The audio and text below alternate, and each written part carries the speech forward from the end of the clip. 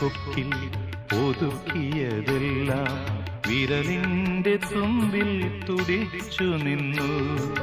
പറയാതെ കൊക്കിൽ ഒതുക്കിയതെല്ലാം വിരലിന്റെ തുമ്പിൽ തുടിച്ചു നിന്നു. ഒരു ദലം മാത്രം വിടർന്നൊരു ചെമ്പനീർ മുകുളമായി നീ എന്റെ മുന്നിൽ നിന്നു. സരളകപോലങ്ങൾ നുള്ളി നോവിക്കാതെ തഴുകാതെ ഞാൻ നോക്കി നിന്നു.